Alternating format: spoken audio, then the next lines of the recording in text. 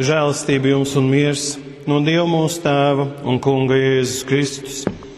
Lasījums no Marka evaņģēlija 7. nodaļas no 24. panta.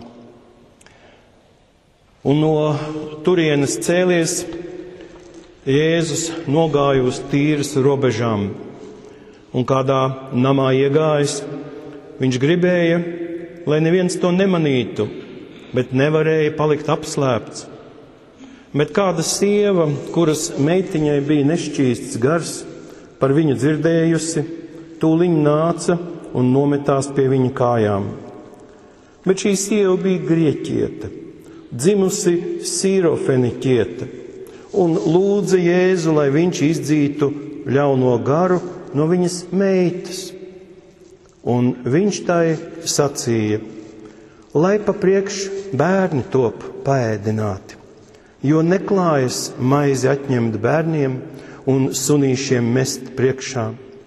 Bet viņa atbildēja un tam sacīja, tā gan ir, kungs, bet tomēr sunīši ēda apakš galda no bērnu druskām.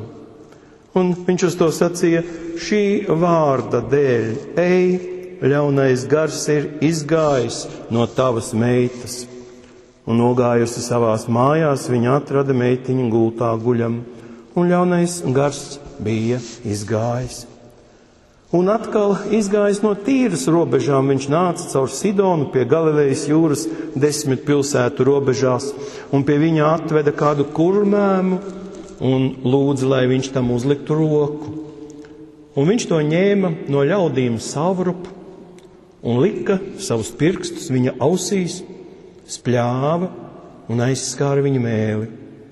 Un skatījās uz debesīm, nopūtās un sacīja uz to efata, tas ir atveries. Un viņa ausis atvērās, un tūdaļ atraisījās viņa mēles saita, un viņš pareizi runāja. Un viņš tiem pavēlēja to nesacīt nevienam, bet jo vairāk to aizliedza, jo vairāk tie to izpauda, un brīnījās ļoti par to un sacīja, viņš visas lietas ir labi darījis, viņš dara, ka pat kurlie dzird, un mēmie runā. Āmen. Dievs svētais gars nāc pie katra no mums un palīdz, lai mēs dzirdam, ko tu mums saki, saprotam to, un lai mēs runājam tavus vārdus, jo tavu vārdi ir mūžīgā patiesība. Āmen.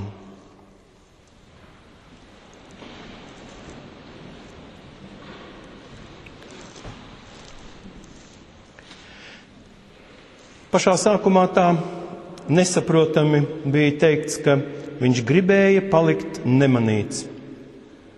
Šajā vēstījuma brīdī pret Jēzu stāv Hērods, kuram liekas, ka viņš ir atdzīvojies Jānis Kristītājs, kas pēc savas nāves, pēc galvas nociršanas tomēr ir atkal atgriezies. Un ja tā, tad tas ir noticis pārdabiskā veidā un ar Dieva paša ziņu, viņš ir nācis iznīcināt grēkā krimstošo Hēroda namu. Tā domā Hērods. Un visu laiku Jēzum turpina sekot arī farizēji, kuri kā jūdu zemes garīgie vadītāji ar saviem noteiktajiem likumiem, kas tautai ir jāpilda, uztraucas par to nemieru, ko ienes Jēzus atbildes, skaidrojumu, kas visu šo viņu sistēmu šķoba un pamazām padara smieklīgu. Visa tā podu mazgāšana, kamēr dvēseles tiek atstātas ļaunu domu un dzinuļu varā. Tā Jēzus ir kā krustugunīs, bet tas tikai cilvēkiem var likties bīstami vai bailīgi, tā kā mums braucot vilcienā pēdējā nakts stundā, bet tā tas nav Dieva dēlam. Kā izredzētais Mesija, viņš šajā vietā sāk iezīmēt savu jauno tālāko kalpošanu ar savu nākšanu arī pie pagāniem. Mums, un tas izsauc tās pretrunas, mums nav tik daudz iemeslu šķelties kā jūdiem, bet tomēr, kā mēs dalāmies. Mums arī garīgi ir diezgan daudz tādi naidīgi grupējumi, kas viens par otru ir uzskatos, ka tie otrie ir nepareizi sapratuši Kristus evaņģēliju un tādēļ pestīšanu viņi neaizsniegs. Vai patiesi varam par to būt tik pārliecināti? Vai tās ir arī Jēzus domas? Vai kristieši pareizi rīkojas apkarodami viens otru? Sevišķi tādā laikā, kad citas reliģijas ar spēku ienāk mūsu zemēs. Izskatās, ka mūsu acis tiek turētas ciet, un mēs nemaz nesaprotam, kas īsti notiek. Šis ir laiks, kurā saduras arī demokrātisko brīvību dotās iespējas ar stingru paklausību, ar sekošanu bez jautājumiem. Arī savu veidu krustuguns, krustcels. Mums ir patiesi pieejams un aicina sev sekot visu veidu brīvības, kuras mēs bieži nemaz nemākam izmantot, arī ja tās vedina uz ko labu, un ir arī šī paklausība, kas liek ņemt vērā vecāku un skolotāju mācīto, līdz pat valsts un baznīcas vadītāju teiktajam. Un ja mēs tā vienlaicīgi visu to kopā saliekam, tad varam iedomāties, kā ap katru konkrēto galviņu valda diezgan liela putra, vai varbūt pat haoss. Katram no mums, un sevišķi mūsu jauniešiem, apkārt ir liels garīgo priekšstatu un uzskatu kokteils, kā kādreiz mēs nosaucam to arī par zviedru galdu. Tāds pat tas ir arī skolās, ja nu reiz sācies ir skolas jaunais gads. Tur veco laiku pedagogi saskaras ar jaunajiem, citādi, brīvi izglītotajiem. Un tā vietā, lai atrastu vienu platformu, kur būtu gan vecā pieredze, gan jauno centieni, kas arī atbilstu pašreizējam brīvības stāvoklim un iemācītu cilvēku domāt, izsvērt, izšķirt, veidojas savstarpējā spriedze, kas reizēm nāk arī uz āru, kā tikko dzirdētais rektoru un tam sekošot arī studentu paziņojums. Kad tad mēs mācīsimies, ja nodarbosimies viens otru ar paziņojumiem viens pret otru? Tādēļ baznīcas un valsts vadītājiem visos laikos ir bijis jāatrod tie stingrākie un dziļākie pamati, uz kuriem pārējie var līdzināties. Es nevelti piesaucu blakus baznīcu un valsti, par ko mums ir satversmē rakstīts, ka tās ir šķirtas. Bet senākos laikos šī savienība bija, un tagad arī sadarbība ir diezgan lielā mērā, bet tikai pašu cilvēku laicīgie centieni, gan no mācītāja, gan no valsts varas puses, centieni pēc varas un pēc bagātības nojauca šīs līdzās pastāvēšanas garīgā un laicīgā līdzsvara jēgu. Tagad mēs redzam, ka Krievijā pēc komunistu laika aizliegumiem, pēc spridzinātajām baznīcām tās tiek atjaunotas. Un valsts vīri saprot, ka lai kas arī būtu rakstīts viņu konstitūcijā, tomēr prātīgāk ir stāvēt blakus priesterim, kuru zināšanu pamats ir 1000-gadīgs, nevis izlikties, ka tādu seno pamatu nemaz nav. Kam tur sadarbība no viņiem ir izdevīgāka, tas ir cits jautājums, bet skaidrs, ka ne baznīca var uzturēt un atjaunot visas tās saspridzinātās celtnes, bet valstī tiek dotas garīgās pārliecināšanas metodas, kas ir uzturējušas visas senās valstis. Un arī modernajā Amerikā Dieva vārds nav noņemts no dolāra zīmes un nav svītrots arī no prezidentu runām, kuras mēs tagad atkal varam dzirdēt. Mēs daudzās valstīs traģiskos un priecīgos brīžos redzam, ka tauta un valdība satiekas dievnamos, kur kopīgi raud vai kopīgi priecājas. Anglijas princis ar savu līgavu savā laulību ceremonijā metās ceļos altāra priekšā tieši tāpat kā mūsu jaunie pāri, mūsu baznīcā, un tāpat teica tēvreizes lūgšanu.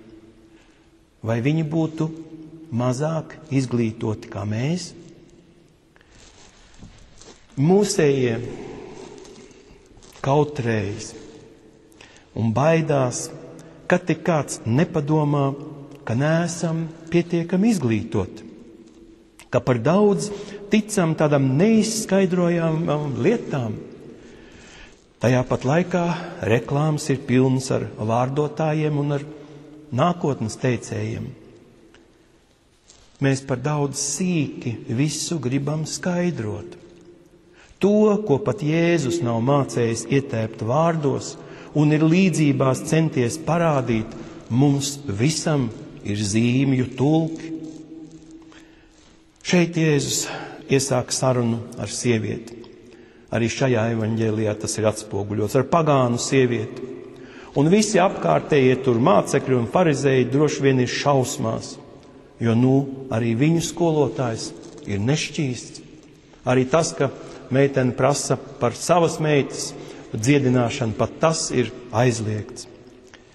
Mēs daudzreiz esam runājuši par šiem jūdu aizspriedumiem, bet vai mēs esam Jēzu aicinājuši līdzi mūsu sarunās ar mūsu neticīgajiem, ar mūsu citādi ticīgajiem, ar nepareizajiem, ar tiem, kuru dzīve neatbilst ne mūsu baznīcas likumiem, nekādiem morāles uzstādījumiem?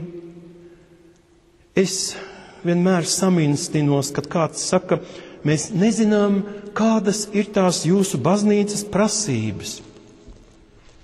Vai lai bērns tiktu kristīts, vai mēs lai citu ko savā dzīvē mainītu? Gribas teikt, ka nevis kādas cilvēku izdomātas prasības, bet patiesa Kristus vārda ienākšana ir nepieciešama. Ticība, kā mēs šeit redzējām, nevis sekošana kādiem noteikumiem. Tos mēs mācētu izpildīt. Ko lai saka vecākiem, kuri paši nav un negrib būt draudzē, bet bērnu grib kristīt? Ko lai atbild ģimenei, kura sastāv no dažādu pretēju uzskatu paudējiem un nezina, kā lai atrod savstarpējo saskaņu un kā lai uzzina Dievu prātu attiecībā uz viņiem? Jēzus stāv pie akas, runājot ar samārieti, Lūkas evaņģēlijā. Viņš stāv un runā ar šo grieķieti un redz viņas sirdī ticību. Viņš vienmēr zina, ko cilvēks var teikt un ko atbildēs. Tā kā samārietē par viņas 6 vīriem un tēvu pagānu tempļiem. Cik tālu mēs esam no šiem evaņģēlī cilvēkiem? Ja atzīstam sevi par tādu pat grēcinieku, kam nepieciešama Kristus beznosacījumu piedošana, žēlastība, tad viņš stāv arī pie mums. Arī tad, kad mēs runājam ar tiem, kas paši nesaprot, kā Kristus viņiem var palīdzēt, bet bērniņu kristīt grib. Vai tā nav tā pati sunīša palīdzības lūgšana? Sieva, tev nekas nepienākas. Tu neesi ne kristīta, ne svētīta, un tavs bērns nav dzimis svētītā laulībā. Bet tā mūsu sieva saka, man jau neko arī nevajag. Es jau sev neko neprasu. Es tikai bērniņu gribu nokristīt. Vai tā ģimene, kas pirms gadiem 1. janvārī pēc dievkalpojuma šeit kopā ar mazo bērniņu tika kristīta, kad viņi aiz asarām par bērna dzīvību neko vairāk neredzēja, kā tikai šo savu briesmās esošo mazuli. Viņi neredzēja to, kā Kristus uzliek rokas viņiem un viņu bērnam, jo liela un izmisīga bija viņu ticība un paļaušanās. Neko citu, kā tikai Kristus žēlastību viņu lūdzās. Un saņēma. Un ienāca pēc tam draudzē jau saprotot, ka Kristus toreiz un vienmēr stāv mums blakus. Bet ieraudzīt viņu var tikai ticībā. Tas nenotiek uzreiz. Un tas nenāk tik viegli, kā mums gribētos. Un viņš ir pie mums arī tad, kad iznākums ir traģisks.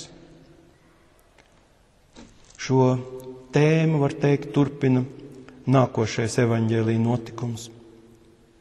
Mums jau vienmēr gribas tā viegli un spārnot stāstīt par Kristu un teikt, ka viņš ir, būs, palīdzēs. Tas nebūs patiesi.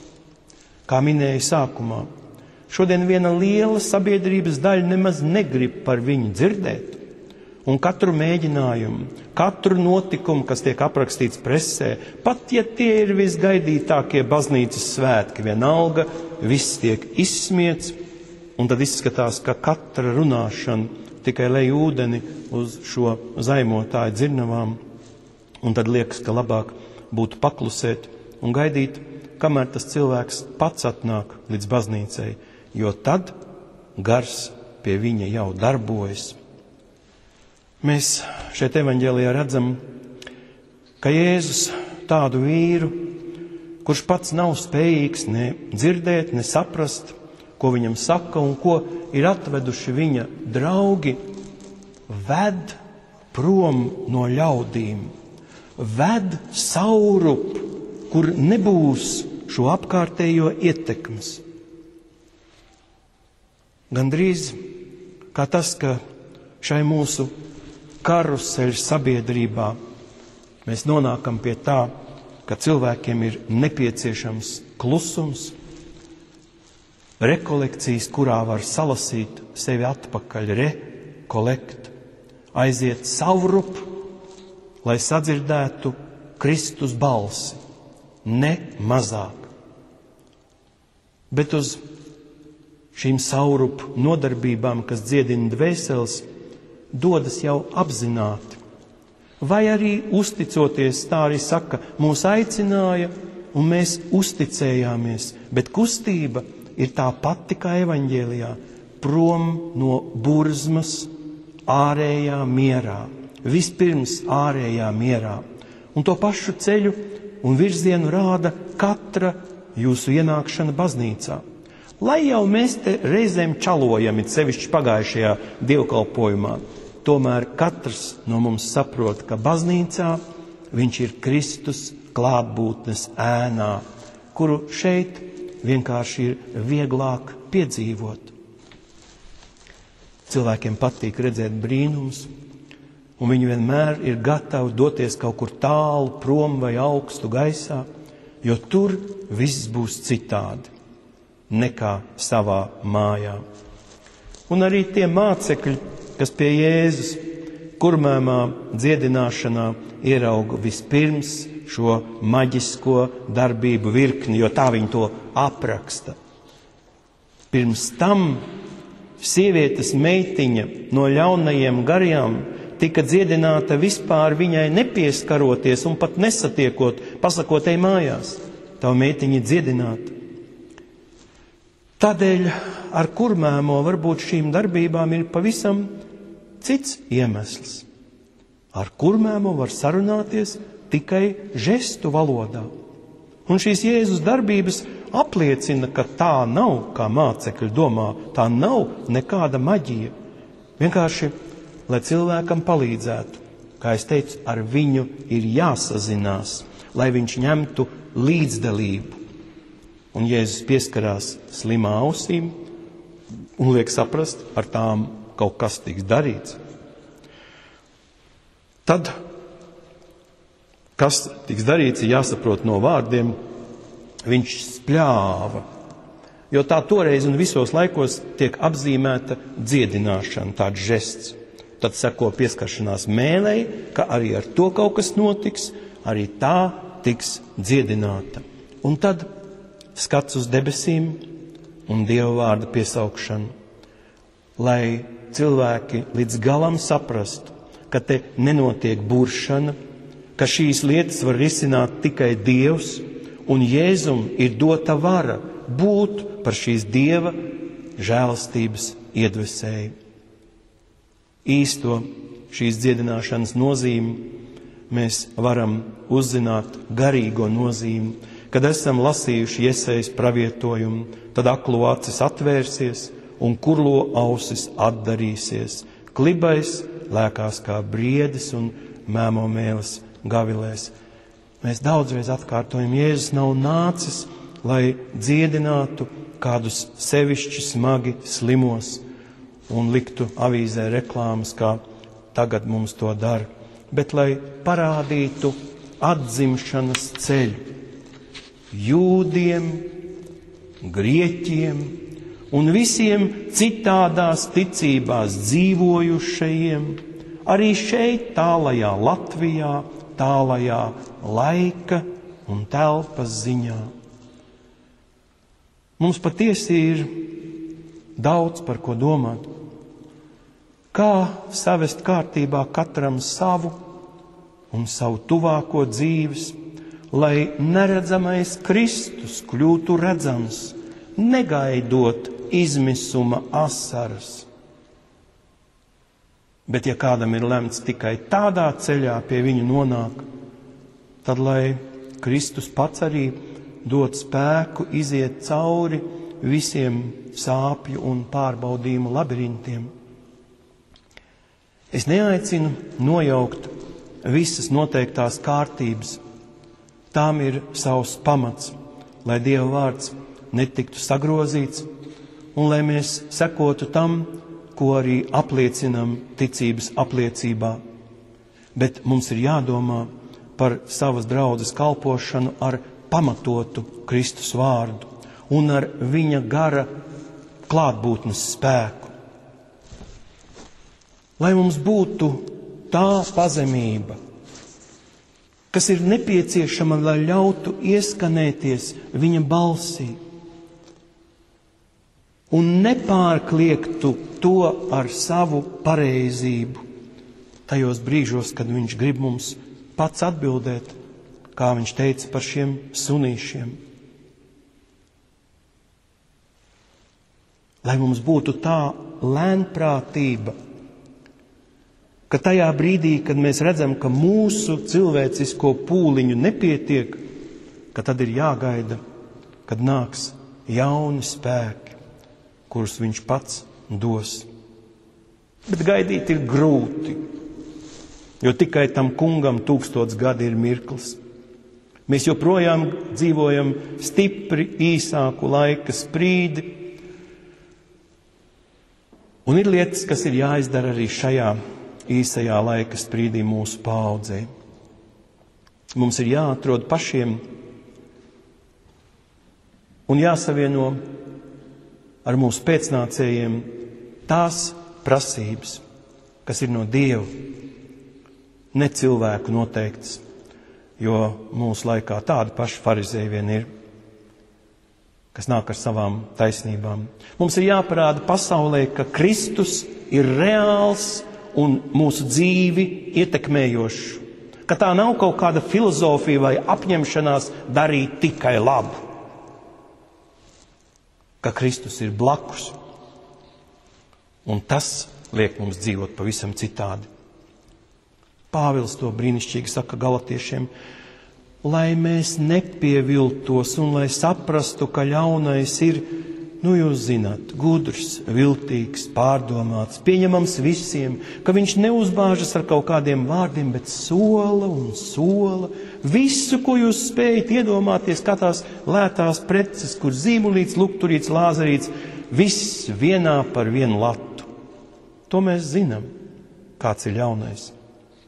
Bet viņš cenšas, lai mēs to zinātu pēc iespējas labāk. Un lai visas lietas, ko mēs runājam, arī šeit no kanceles, kļūst visiem 100 reiz zināmas, tik zināmas, ka mēs vairs tām nepievēršam uzmanību. Un aizmirstam, ka ļaunais joprojām ir reāls. Tad mēs esam aizmirsuši arī par Kristus patiesumu, un tas ir ļaunā mērķis. Un dzīvojam ar korķiem ausīs, ar tukšām runām pakļautu mēli, kas pamazām iemācās runāt ļaunu, paši to nesaprotot. Patiesi, jau šajā pusē mūsu dzīvē viss, kas ar mums notiek, staros arī uz mūsu bērniem. Tādēļ es teicu, ka viņi ir jāsavieno ar šo mūsu realitāti. Pāvils saka, dariet labu, cik spēka. Vispirms dariet to saviem ticīgajiem brāļiem un māsām. Tas ir tiem, kas spēj to uztvert savai draudzei. Un ja tā būs stipra, tad tā būs patiesa Kristus miesa, Kristus baznīca, kurā viņš sniedz cilvēkiem mierinājumu. Paved savrup no skaļuma, no ārišķības, izrādīšanās, lai kristībās galvenais būtu viņš pats. Āmen.